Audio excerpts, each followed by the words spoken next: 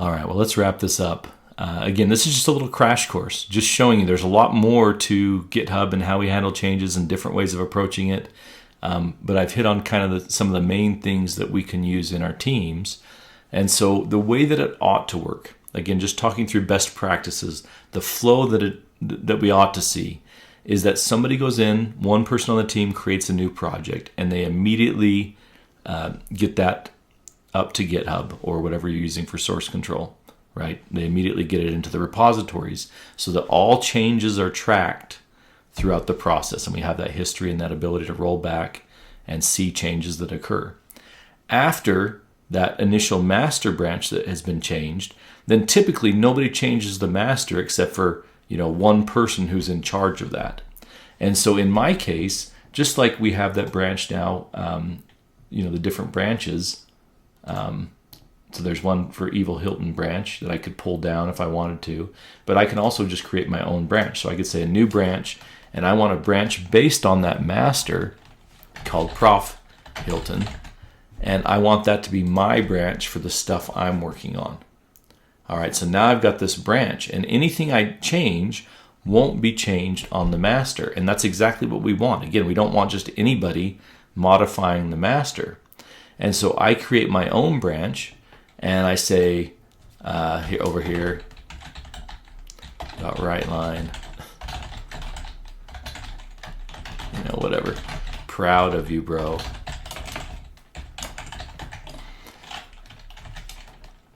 All right, so I've made this change, and the change that's being made is to the Professor Hilton branch. Now, if I want to make it to a different branch, then it'll have, again, it's going to have issues because I've made a change, and this gets into this whole thing about, do you want to stash the change? And again, it gets more and more complicated, and you can study more about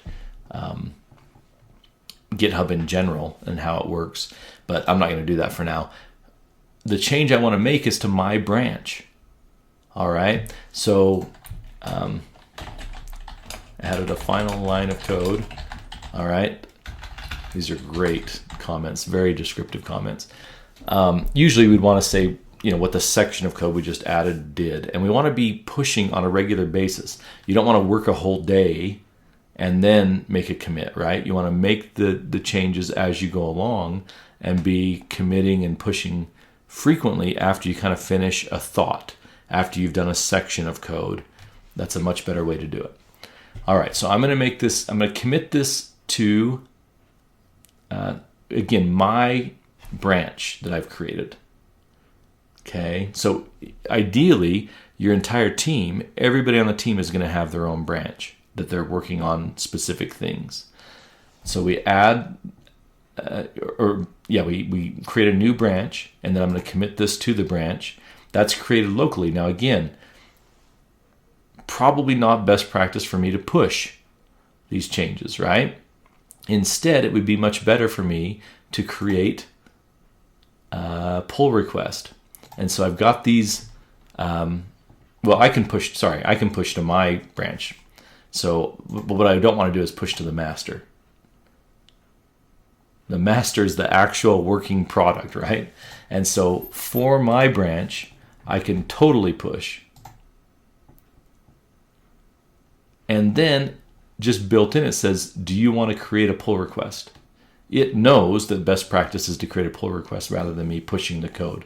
And so I can say create in Visual Studio, or I can create it in the browser, either one. Just to show right here, I can say create in Visual Studio. And just like I did it, my brother did in Rider on the other side, you can go into GitHub instead of doing it within Rider. And a lot of the stuff we do in GitHub, we do at the browser level rather than on our app. And so it shows here that, hang on. Oh yeah, so the pull request that I'm making is from the Prof Hilton branch, and I'm saying I would like to update the master with this code. And so I go ahead and submit this, however I submit it. Where is it? This is the pull request I'm creating. Help me out.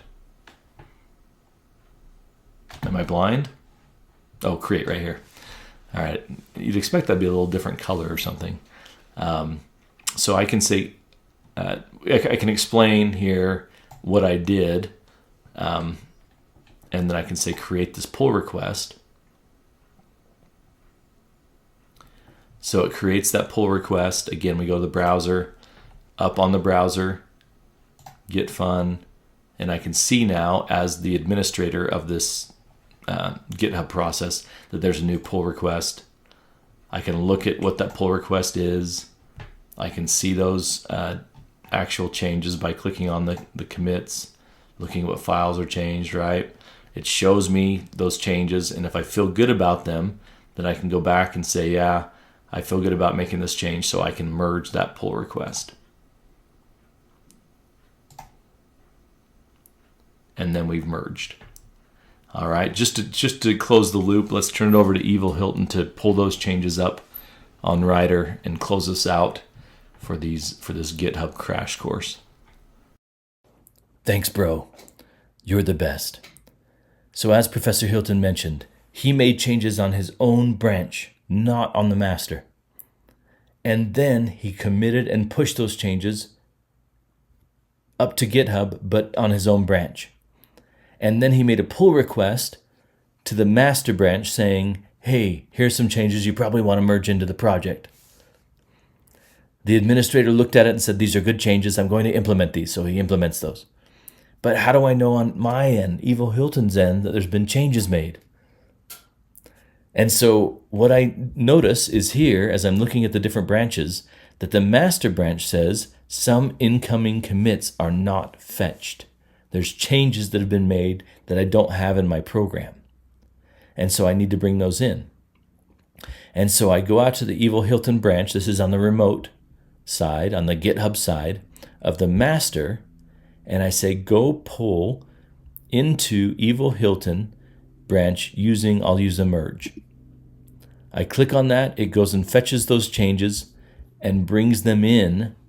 And now I see those changes in my program, but I'm still working in the Evil Hilton branch, right? The Evil Hilton branch is where I'm working, right here.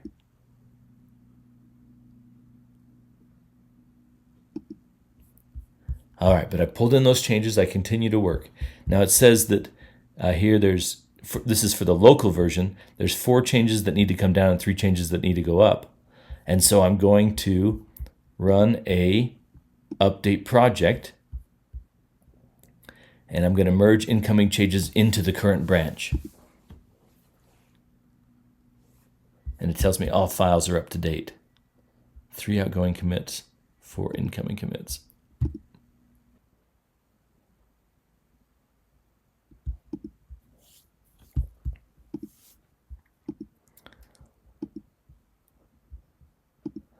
So if I click in the master, let me see here. Okay, I can see the differences there. Git from branch.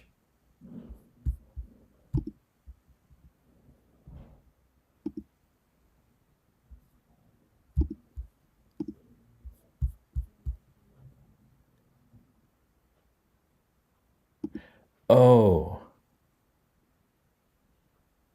Oh, okay. So I made changes from the master into my local repository, but I still need to get those changes up to the Evil Hilton branch on GitHub. All right, so let me do the same thing here. Push those changes, push those changes.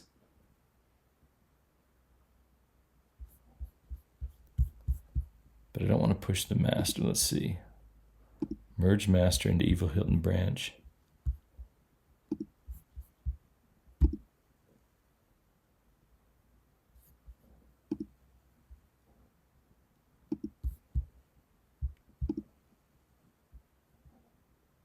Update.